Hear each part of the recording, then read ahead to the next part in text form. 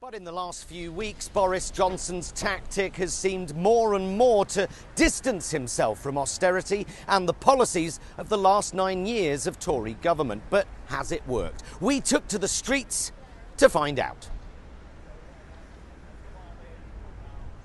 That is the most laughable thing I've heard all election. Boris attempting to suggest the state of the nation has got nothing to do with me. Bullshit! Boris was there every step of the fucking way. Boris is the guy who consistently defended the banks after a global financial crash that the Tories used as an opportunity to implement a political ideology that was a brutal and sustained assault on the poorest and most vulnerable people in our society. As Mayor of London, he cut police numbers and axed £65 million from the fire service, presumably to help pay for his illegal anti-riot water cannons, which ironically are a bit like fire engines. He was at the heart of a government that forced disabled people to work, decimated mental health services, slashed legal aid, abandoned social care for the elderly, and has seen child poverty skyrocket so that right now 1 in every 3 children is living below the poverty line. All under the Tories, who also allowed their own internal party struggles regarding Europe to spill over and split the country in two. And Boris was the one who sold us this fucking Brexit shit show, who told us it would be easy and that he had a fucking plan. He was demonstrably a dangerously inept Foreign Secretary, and let's not forget in his race for number 10 when he refused to support our ambassador in Washington, condemning one of our best diplomats to the mercy of the fat Twitter thumbs of the Dayglow narcissist in chief, demonstrating such a lack of moral backbone from Boris that I'm surprised he can still stand up, and which proved in no uncertain terms that Boris Johnson is not a patriot, rather an opportunistic coward.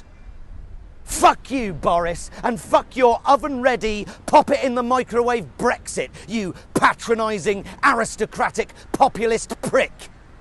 You are a microwave meal Prime Minister who's been oven-ready for high office ever since you were burning £50 notes in front of tramps in your Bullingdon Club days in Oxford. A microwave meal full of shit, no nutritional value at all, just an unremarkable turd waiting to happen. And the only thing that separates Boris from me or a struggling single parent or a crack whore is that Boris had a better education, one far superior than anything you or I could ever imagine or, more importantly, afford.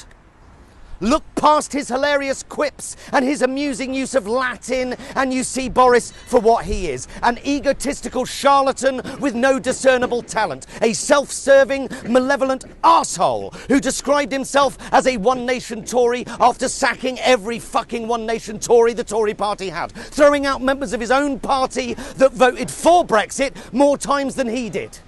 He is as much to blame for the state of the nation as any other Tory. This is what 9 years of the Tories looks like. The rich are much richer, the poor are much poorer, more people living rough on the streets than ever before. Walk down your average high street, even Poundland is boarded up. The NHS is broken, police numbers slashed, knife crime up, the prison service on its knees. Scotland wants to fuck off, Northern Ireland has ceased to function, the United Kingdom is falling apart at the seams. The Tories did this. No other party did this. The Tories did this. So if you hate this, you have to vote for whoever is most likely to beat your local Tory candidate. And vote for them, no matter who they fucking are. Hold your nose and just imagine Boris outside number 10 next Friday morning, looking like a startled pig in a hay bale, saying the words, "I'm about to go to the palace and offer my resignation." Just picture that